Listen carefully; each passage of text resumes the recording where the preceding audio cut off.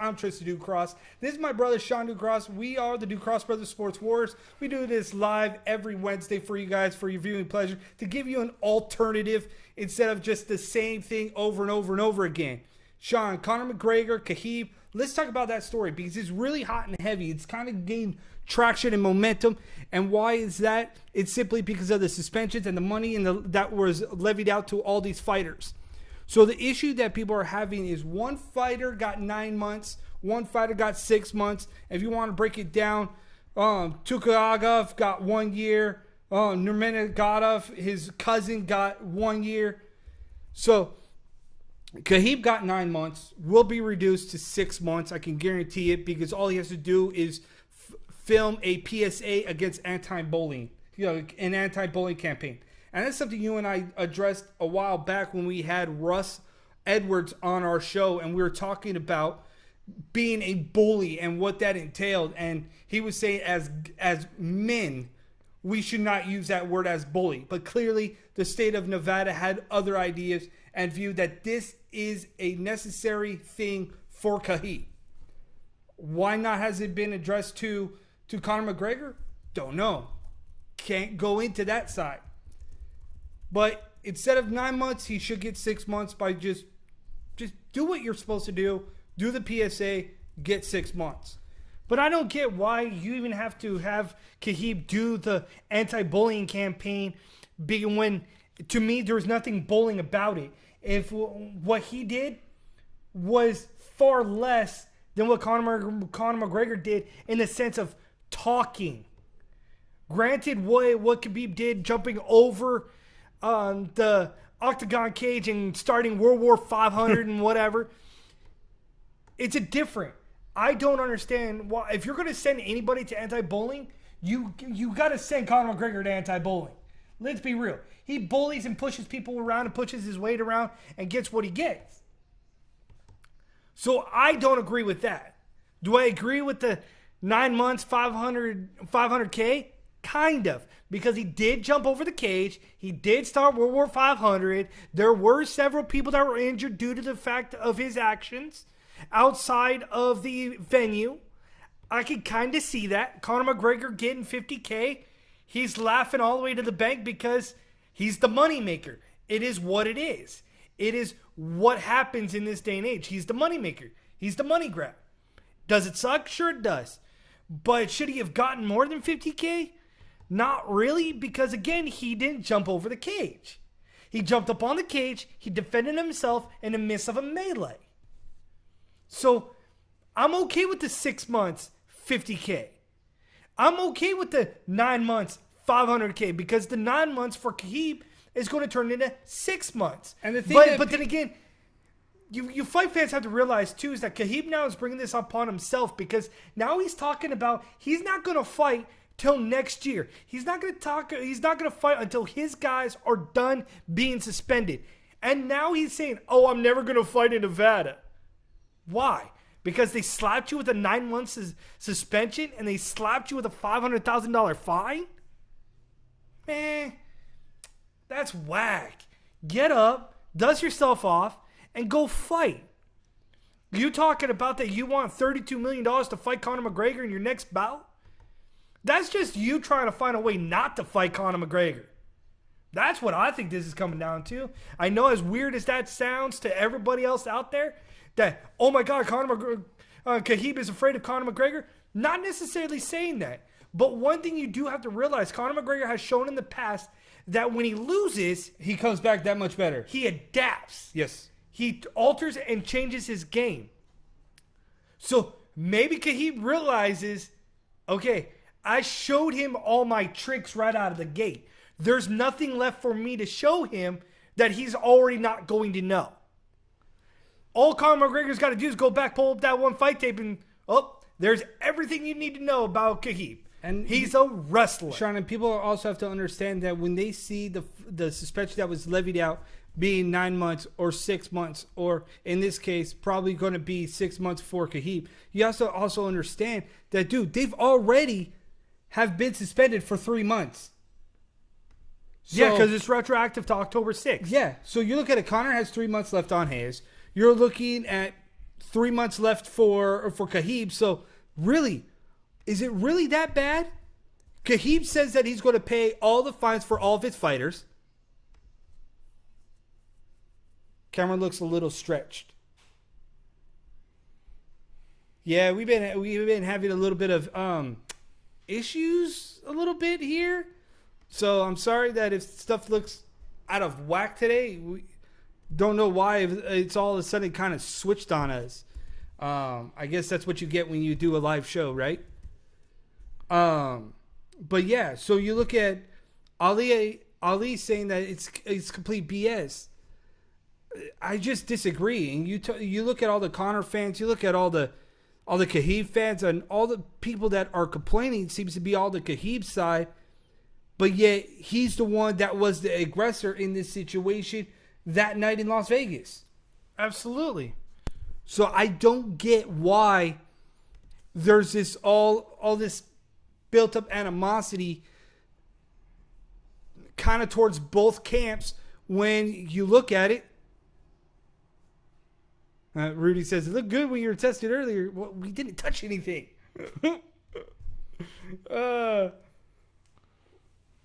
So I just don't get it. I don't get it. Sorry, Rudy. Is it okay? Can you bear with it for today? We don't really want to stop our show for the 4th time. Trying to get this figured out today. But so Conor McGregor will be able to fight here soon. I like the fact that Khabib took it upon himself to pay all the fines. I understand the 1-year suspension for both his camp guys because they should never have been inside the cage in the first place. They should never have taken a swing at Conor McGregor because they were not in the fight.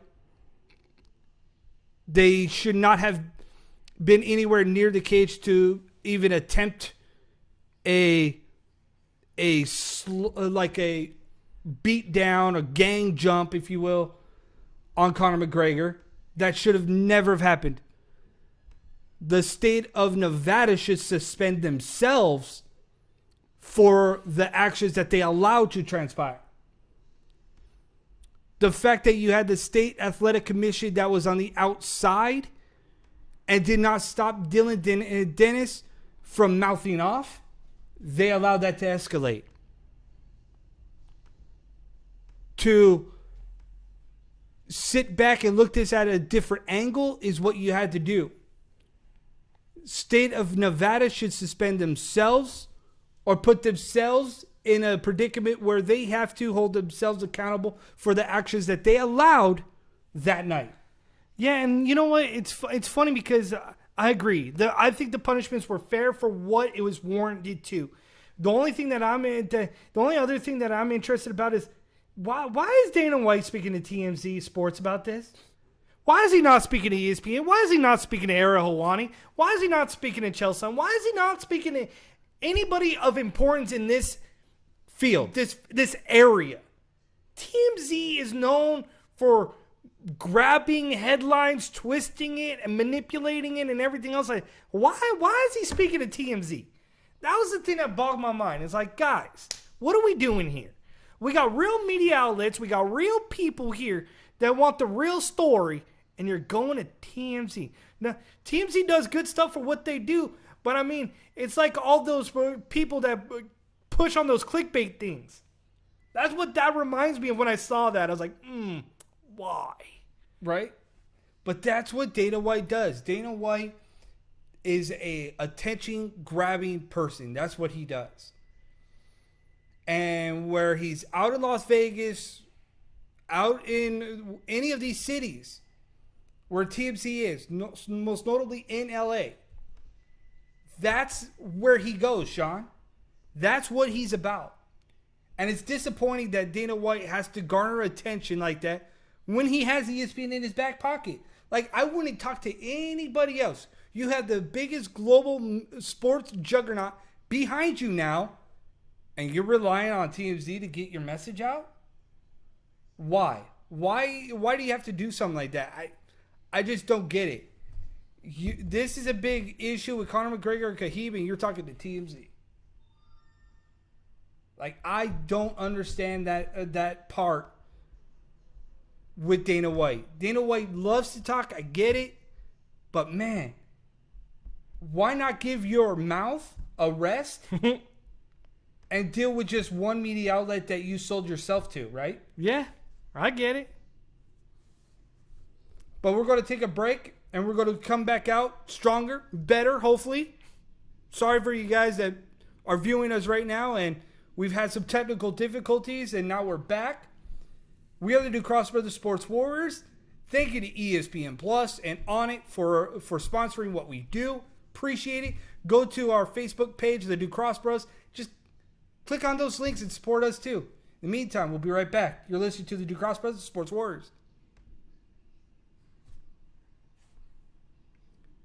You want the MMA news right in your face? Go to fightbookmma.com and Fightbook MMA on Facebook.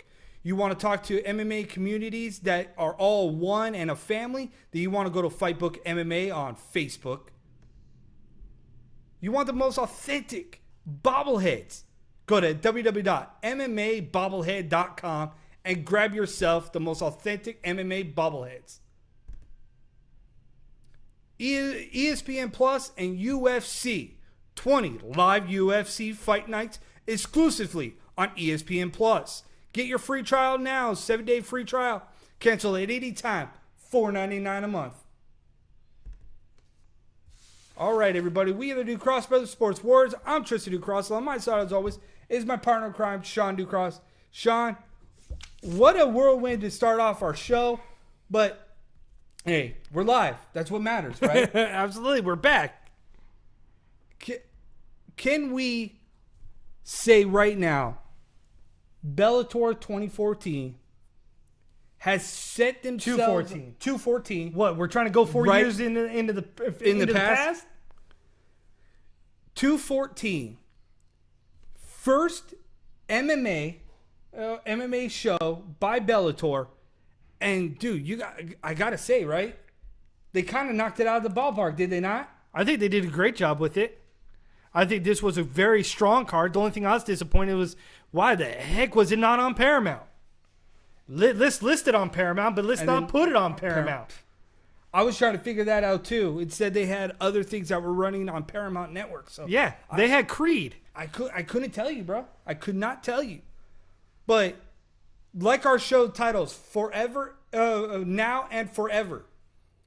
Bellator, in my eyes, we've said it for a while, Sean, that Bellator was heading to be the next Strikeforce 2.0.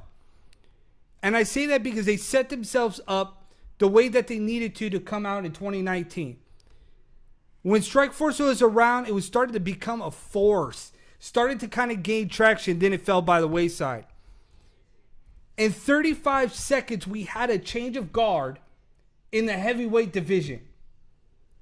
Bellator, for years, that heavyweight division has been in flux. But now, do they even have a heavyweight division? A true heavyweight division.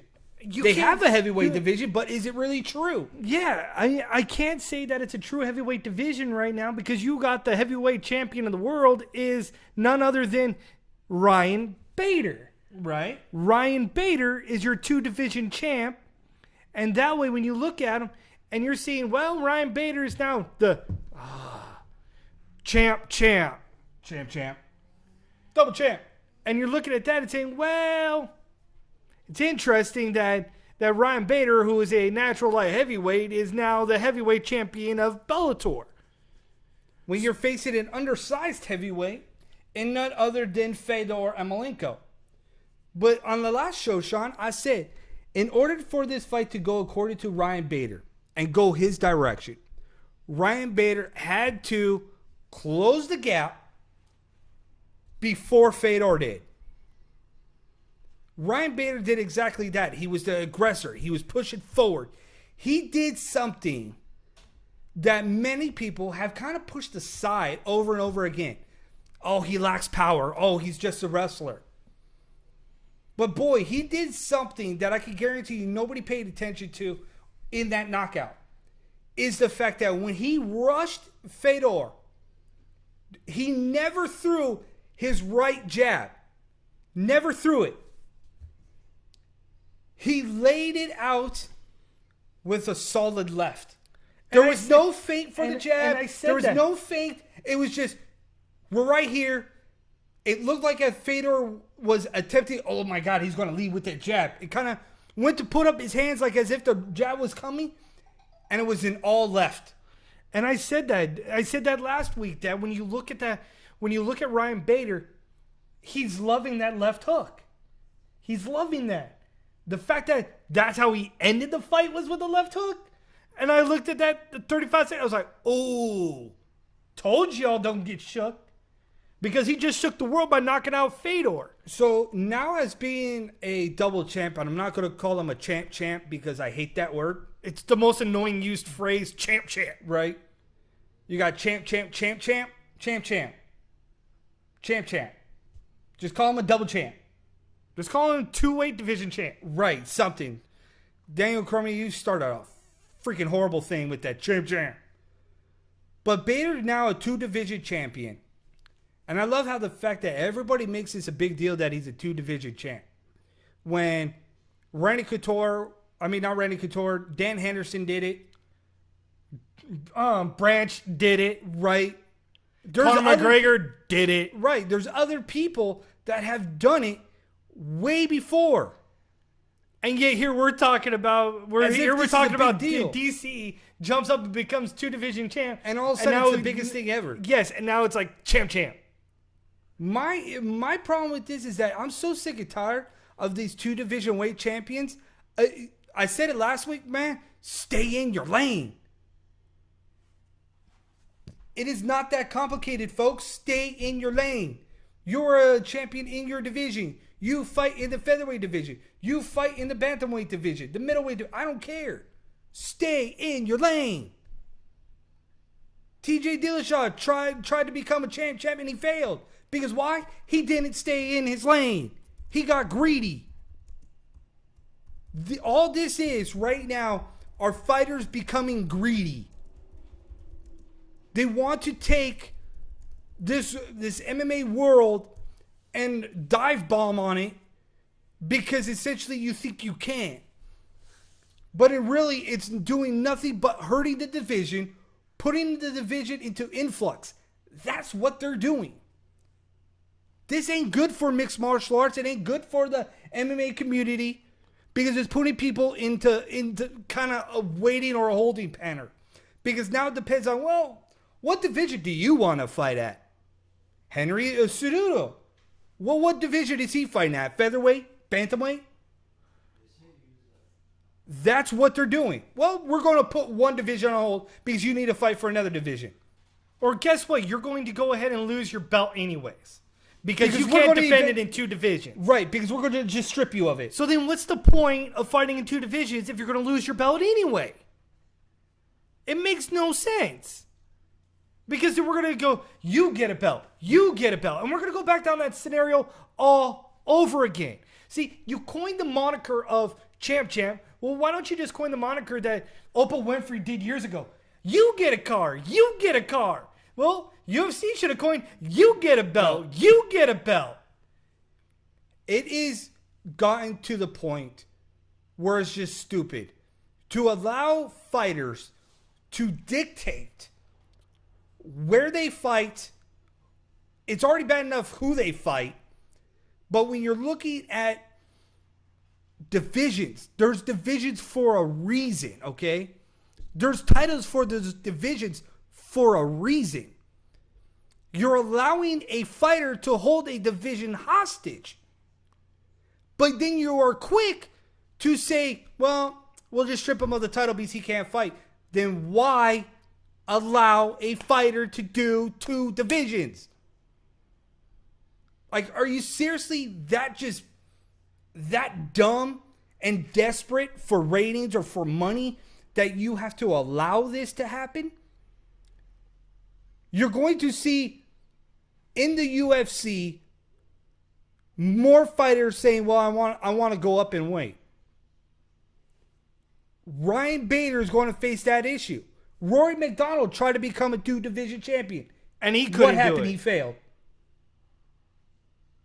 We as combat analysis journalists, we as people need to start thinking that this is not okay to hold divisions hostage. We need to make it known that there's other fighters that's deserving of opportunities. And one of them we will talk about here soon is at UFC on ESPN Plus 2 that has Moraes versus Assuncao. And we're going to talk about that because Assuncao brings up a very valid point. But when does he not bring up a valid point? Oh, I know, We'll right? get to that soon. But then you look at the other aspects, okay? Enough on the tangent about being a double champ, double champ. Enough about that. Enough about the fact that Ryan Bader is now a 2-division champ. Okay? Let's look at the fact that Jake Hager made his long-anticipated debut of about a year ago in Bellator and did something that many people thought Bobby Lashley couldn't do, that Brock Lesnar couldn't do, that CM Punk couldn't do. Why you mention CM Punk? And that was, even David Bautista, that they all couldn't do. Submit a fighter in the first round. With an arm triangle. No. And the people. Jake Hager went out and said that, see, the difference between myself and Brock Lesnar, CM Punk, Dave Bautista, and Bobby Lashley is there's one common theme. I'm not afraid to get punched in the face. Ooh! That one was a doozy. That was a barn burner of a comment if I've ever heard one. And that's the thing. Jake Hager, what exactly did you want to do in this fight? He says, coming into this fight, all I wanted to do was get that takedown early and finish the fight. He did exactly both those things. Because again, the common theme is that as a fighter, you game plan for your strengths, not for your weaknesses. And Jake Hager's strongest suit was the grappling aspect. Let's get the fight to the ground and let's not stand up, because he knew that his hands were not that good. So at the end of the day, you get the fight to the ground, you benefit from what you are good at. See, so Jake Hager did what any normal athlete would have done. The normal athlete is not Aaron Pico. I like what I see in Aaron Pico. Aaron Pico, world-class wrestler. King of hands. The kid is phenomenal boxer as well. But let's not forget what got you to the dance. You got here because of your wrestling prowess. And yet he doesn't use it. He resorts to use his hands. I get that he's a great boxer too. That's part of his pedigree. But at the end of the day, if you're going to stand in a pocket with a guy who could take your best shot, why are you standing there? Why are you not using your own technique and your own wrestling style to get you to the successful area of the fight? If he would have got the fight to the ground, like, shoot, I'm in this clinch. Okay, single leg. The single leg was there inside that clinch. But instead, he stood there, let Henry Corrales cup the back of his head, and they just fought in the pocket. My issue with Aaron Pico, and after watching the footage and watching the fight, something that you guys have to come to understand is that I like to dissect the films. I like to see weaknesses versus strengths. I like to see where you can improve. The issue that I saw in this fight is, and there's no, I'm not trying to knock Aaron Pico, okay?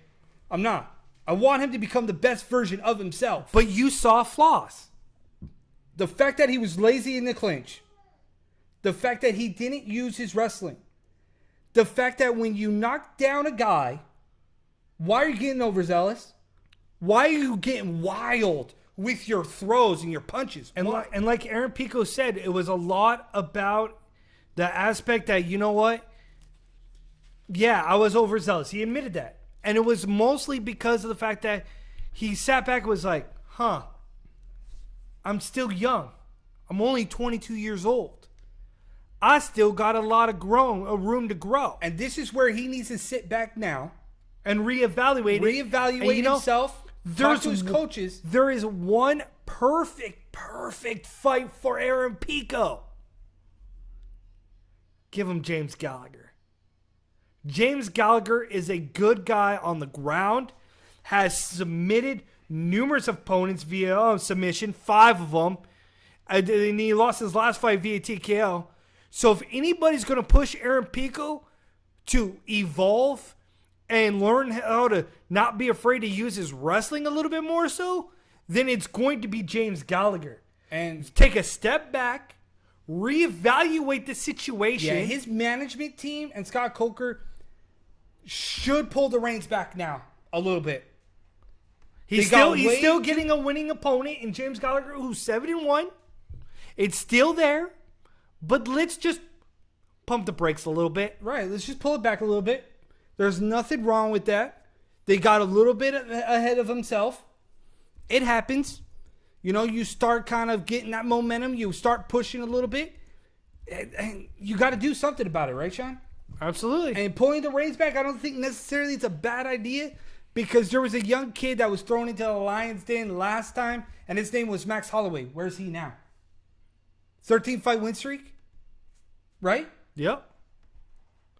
So I just think that they need to pull the reins back, adjust his position, rethink the model that they had originally, because throwing him into the deep end backfired this time. And it wasn't just a brutal knockout. It was a game changer. Corrales did exactly what he needed to do in that fight, and he did it almost flawlessly. He was knocked down, got back up, and finished the fight. That's what happens when you get ahead of yourself.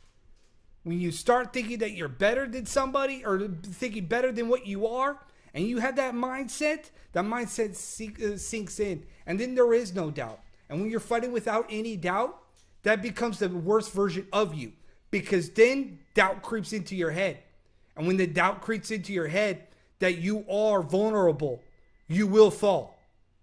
That's what happened to Aaron Pico.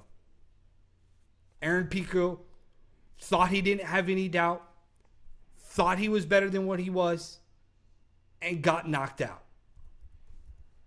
That has to change. Sit back now, buddy.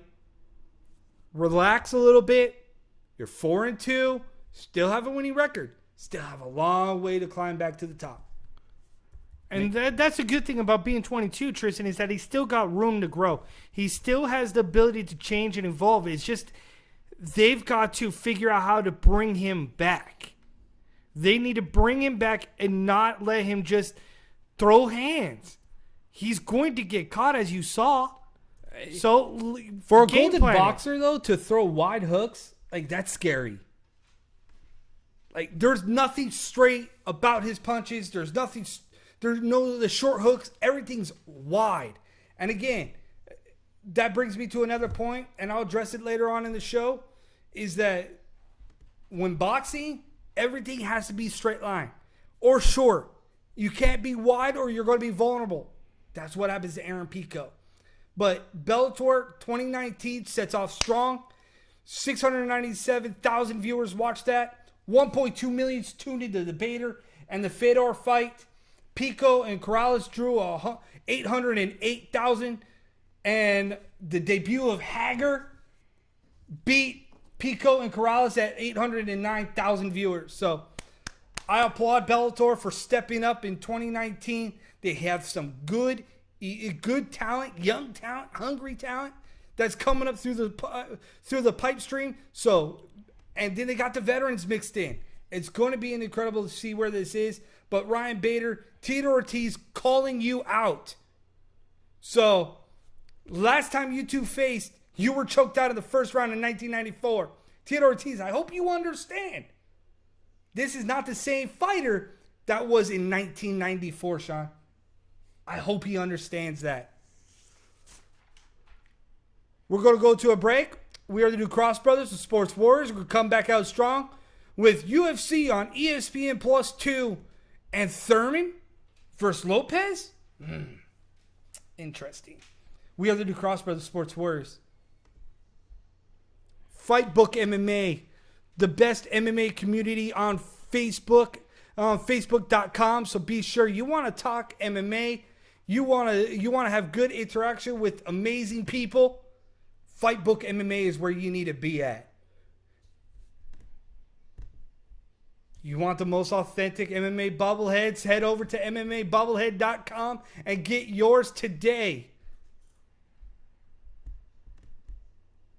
ESPN Plus on UFC. Exclusive original content. Dana White's Contender Series, you can get it on there. ESPN subscribers will also get Errol Helwani and the Bad Guy. The entire 30 for 30 archive. 20 live UFC events. Sign up now for your free trial. Go to the New Cross Bros. Click our link. We have it pinned at the top. Get your 7-day free trial. $4.99 a month.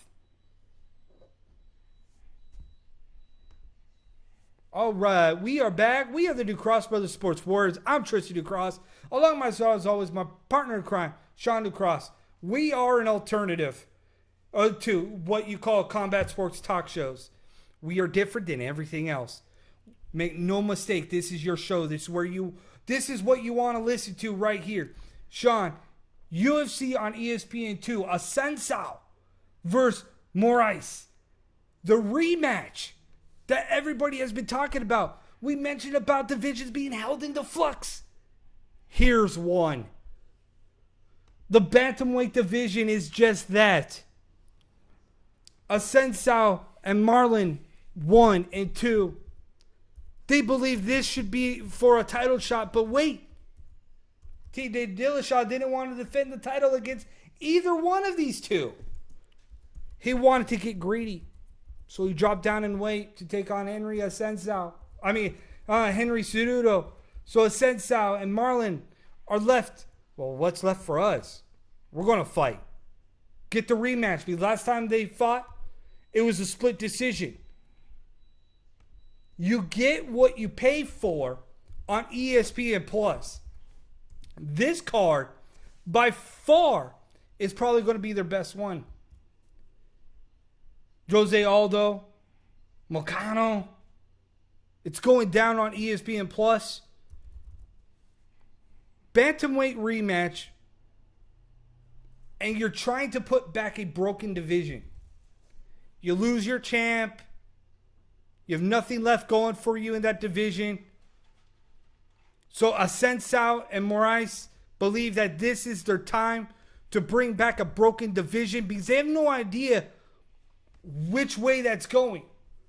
All they know is that either one of these guys, the winner fights Henry Cejudo. Do they? A division that is in flux, a division that has no true champion,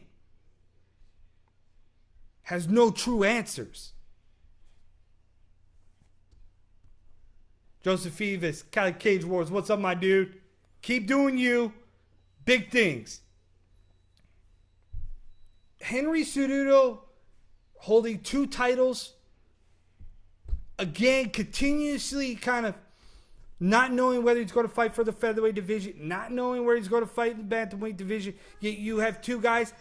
I just wish that they would say kind of what we were talking about. Take the title off Cejudo.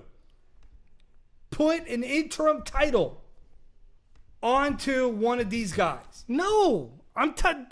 How dare you mention interim title? After we just talked about you get a title. Now you uttered the words interim title. I ought to backhand you right now. No interim title. So strip the real title and put the real title on one of these two. Absolutely. Assuncao has been a guy that has been one of the most underrated guys in the past 2 years, maybe even 3 years. We're at one point even discussed to the world on social media about what? Do I have to talk? How much more do I have to show that I need to compete at a high level? How much more does he need to show the fight fans, hey, I'm the real deal? You know, since he beat Marlon, He went off on a 4-fight win streak. And since Marlon lost, he's on a 3-fight win streak. So both these guys understand that, to me, there's a lot more riding into this fight. And, okay, not an interim title, give them the real title because both these guys deserve it. 3-0, 4-0, respectively, since their last meet. Marlon, KOing Jimmy Rivera, Aljamain Sterling, performance of the night. We have seen progression in this division. We have seen fighters be pulled and held into limbo because they don't have a champion at the top of their food chain. Both these fighters deserve that. To say that this is a number one contenders fight is like a slap in their face because you have no true champion at the top. None, Sean. And I get that. I get that there's no true champion right now. Don't tell me Henry Cejudo is the champion of the bantamweight division because he holds a title. I get it. You got to defend it to be a real champ. I get it. And we'll find out in time if Henry Cejudo plans to defend it or what the outcome is. Almost certainly he has to defend the bantamweight because it's been discussed the featherweight division is gone. So he's holding the most irrelevant potential title in the featherweight title, but the bantamweight title means a lot more to these fighters. Sean,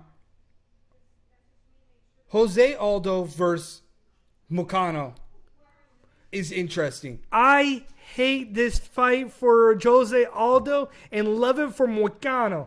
Because you look at this. I have a love-hate relationship too with this fight, but for different reasons. And I do too. Because I hate it because Jose Aldo told Dana White and company that, hey, bro, I don't want to fight main event. I don't want to fight 5 rounds. It ain't worth my time if it's not for a title. Tristan, no. You got that a little bit backwards. Okay? Jose Aldo says, yes, he doesn't want to fight 5-minute rounds. He doesn't want to fight. He only wants to fight 3 rounds. Because what he actually said was that he has no intention of ever fighting for the world title. So you're talking about holding a division in flux. Here's a guy that's holding himself. If he defeats Moicano, they're going to start discussing about him getting title aspirations. But want to know why he doesn't want to fight for the title? He doesn't want to fight for the title because his contract automatically renews. He's now going on 32 years old. He's fought over a decade in the fight game. And he believes 2019 is his end game. Yep. And he doesn't want to be that dad that can't go out there and play with his daughter. Can't do certain things with his family. He wants to be able to remember and not use his money for his own health. He wants to use his money to travel and everything else. And when I heard that, I was like, wait, so you're telling me your contract automatically renews? You're telling me that at 32 years old, you're already using your brain that yeah, you know what? You'll fight out your contract and you're fine with that? Jose Aldo, I see you. But you look at Moicano, and you're looking at Moicano and you're like, dude, this kid is 13-1? This kid, his only loss was to Brian Ortega via submission, but yet you've got Moicano who has won 6 via submissions, and you're talking about Jose Aldo is overzealous? Which endgame do you think comes on ESPN Plus for UFC 2? What's interesting, though, Sean, is that Moicano, to me, though, when I look at Moicano, I look at his record and I see the submission victories and I see the fight against Brian Ortega, and I think that he's a poor man's version of Jose Aldo. That if Jose Aldo is 100% all in, dialed in, no way, no shape, no form, unless Father Time has caught up to him, Moicano beats Jose Aldo. If Father Time catches up to Jose Aldo, game over. Game over. Moicano will win. Hands down. Damian Maia's on this card. He has to turn back Father Time too. This guy's... I don't understand how this guy's still fighting. I don't. But you're talking about Father Time and turning back, and that's why the show's called Now and Forever, is because reality sets in now, or you're on the rocket ship forever. And you look at Manny Pacquiao, whom he may be done for now, because of an eye injury that sustained at the hands of Adrian Bronner. But you look at the fact that Keith Thurman comes out, takes on a gamed opponent in Lopez, A really gamed opponent. and Thurman calls out Manny Pacquiao to fight.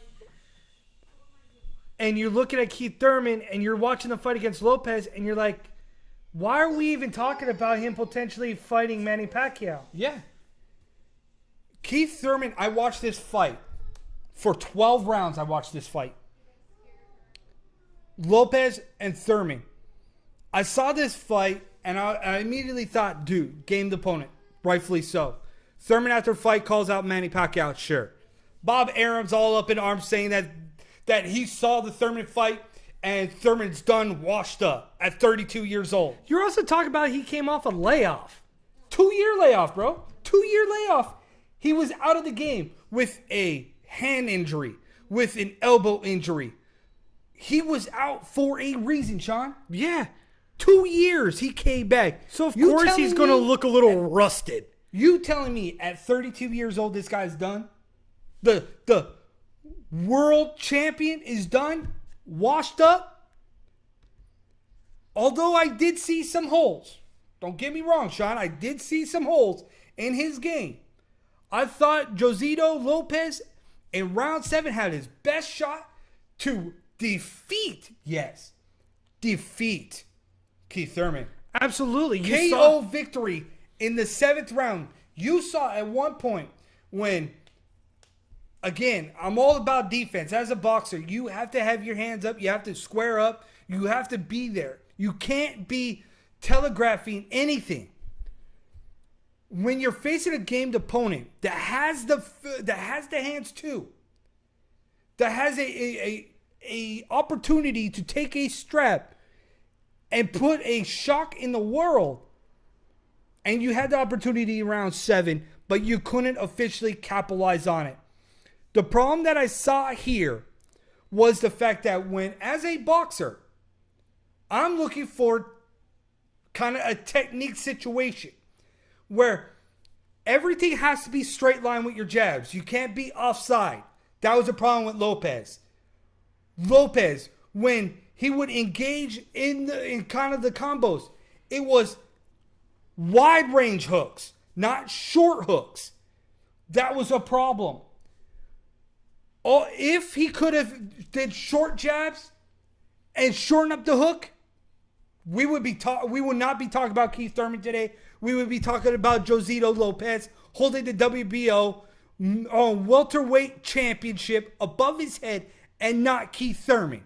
Yeah, because Keith Thurman looked a little rusty at times, and in that 7th round, it's like all Lopez had to do was stay composed.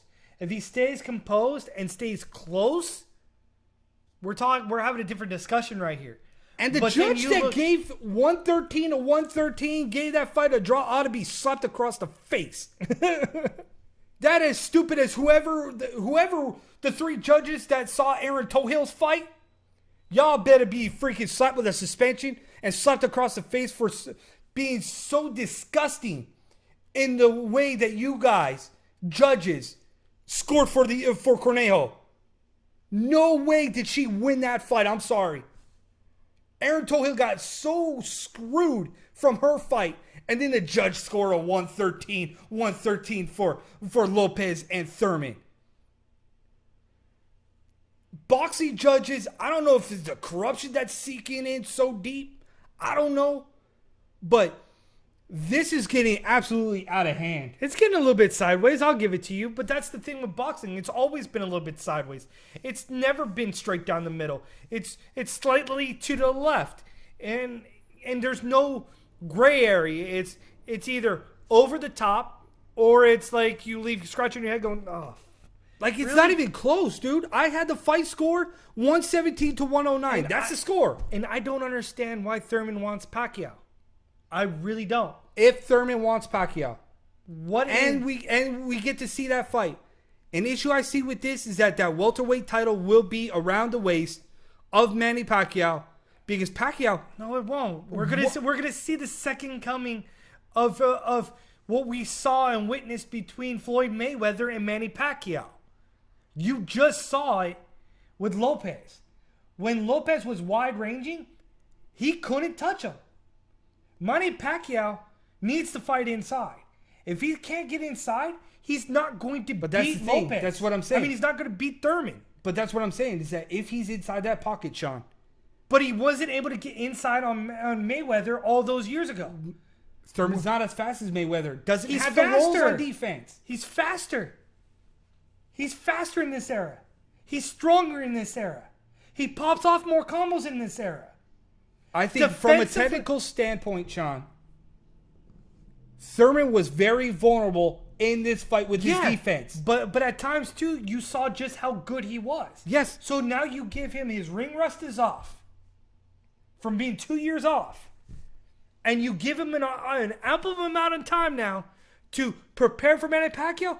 I don't want to be Manny Pacquiao. If he could barely get past Brawner, he sure as heck is not getting past. Garbage Brawner.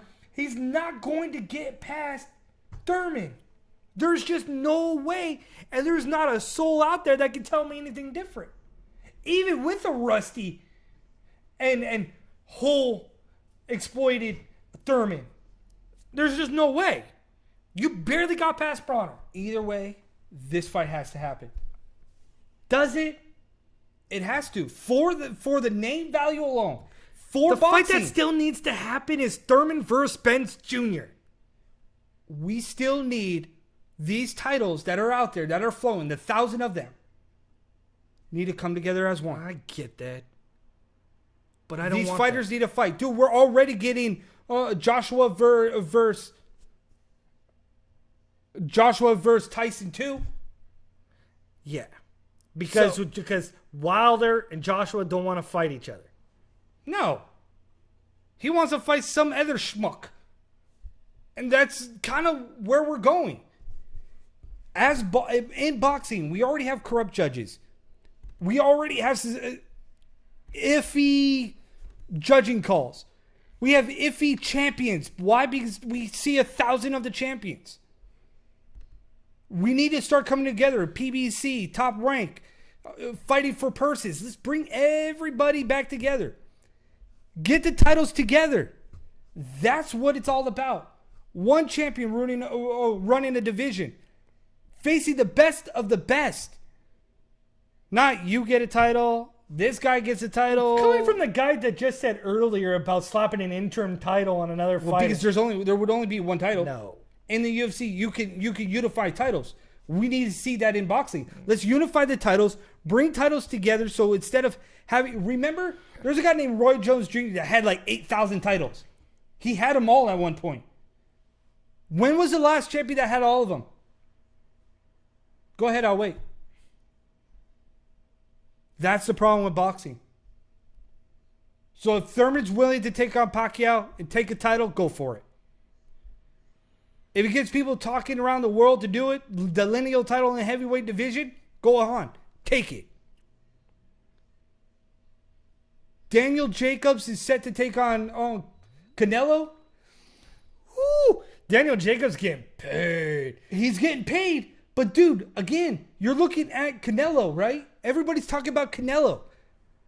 Daniel Jacobs could very well be the scary fight that Canelo did not want. Absolutely. And but the thing though that Canelo continues to do is continues to take any and all comers on since signing his contract with DAZN. And you're looking at the fact that Daniel Jacobs gets $15 million and a chance to unify the titles. He's the IBF champion. So now he has a chance to come over to DAZN as he signed with Matchroom USA Boxing and collect his highest payday ever from a guy that is his highest payday, I believe, was like 1.3 or 1.5 mil. And this now guy, he's getting 15 mil.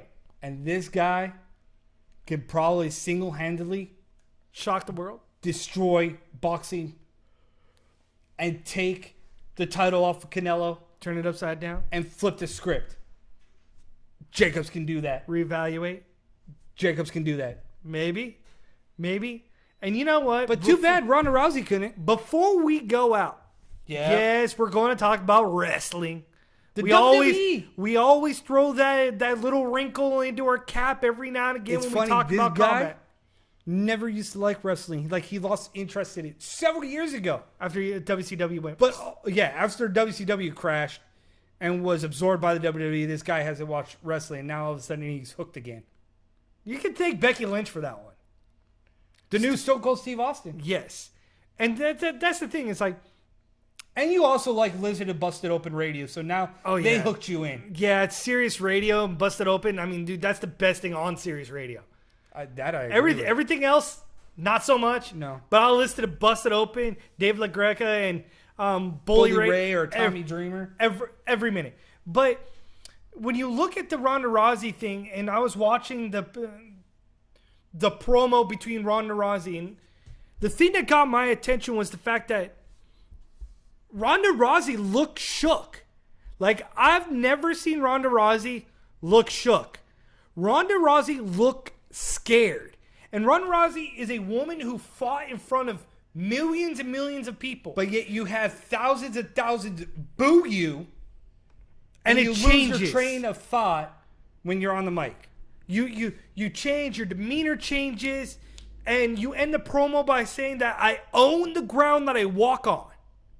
If you own the ground that you walk on, then why is it that you left the UFC when you lost your last two bouts? See, right there, that phrase alone, if I was Becky Lynch or I was the WWE, I would be chomping at the bit. Because you said, I own the ground that I walk on. I would have said, my rebuttal to that, instead of standing there with a stoic look on your face, I would have said, really? That's why you walked away from the UFC? Right? It was right there for the taking. You want authenticity when you're talking in the WWE, when you're cutting your promos. We need to see that now to get people to buy into, to believe what you are saying is real.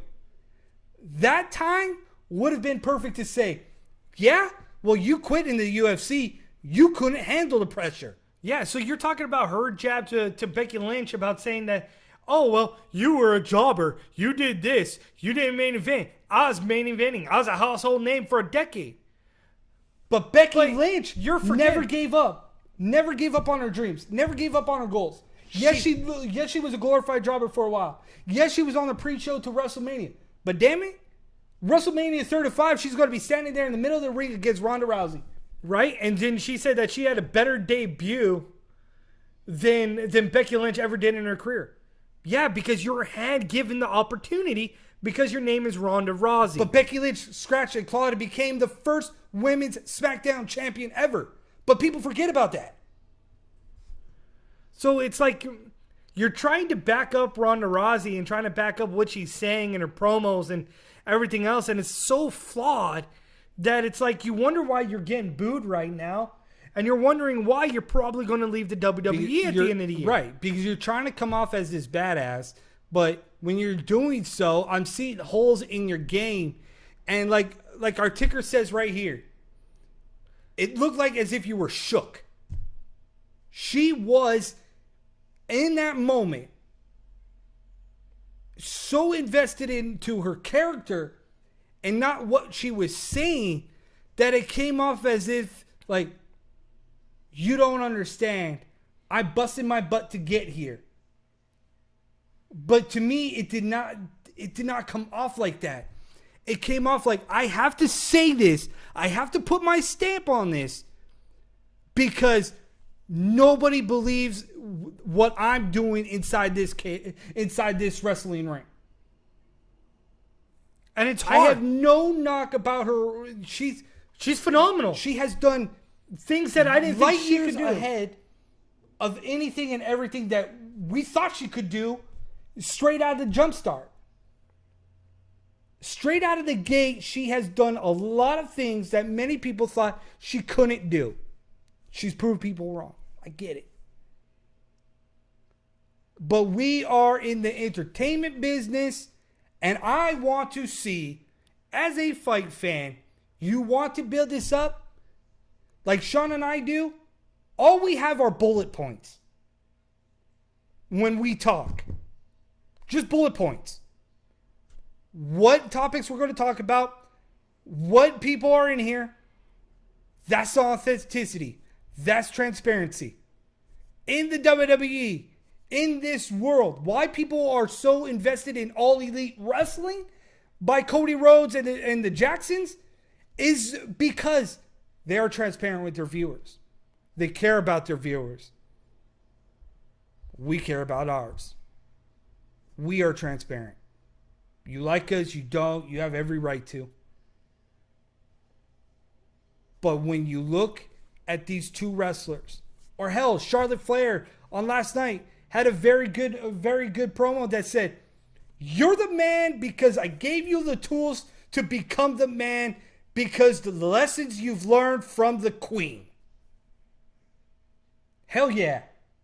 Now that's a promo. That's a good comment. Because Becky Lynch became part of the Four Horsewomen with Charlotte Flair. And yet Charlotte Flair never detered away from the path that her dad set her on. Yeah. That path was set and made in stone by her father, and she has trailblazed that for the women's division. And right there with her, Becky Lynch. The feud that catapulted Becky Lynch to where she is, Charlotte Flair. So let that marinate a little bit. We're the Ducross Brothers Sports Warriors. I'm Tristan Ducross. Along my side is always my brother, Sean Ducross. The Sports Warriors here every Wednesday. Check out our website at www.ducrossbrothers.com for the latest news in the combat sports world. Boxing, mixed martial arts, Muay Thai, we got it. In the meantime, go to Facebook, like the Ducross Bros. Go ahead. Hit a thumbs up, thumbs down, angry face, smiley face, whatever you want to do. Like our videos. In the meantime, until next time, we're out.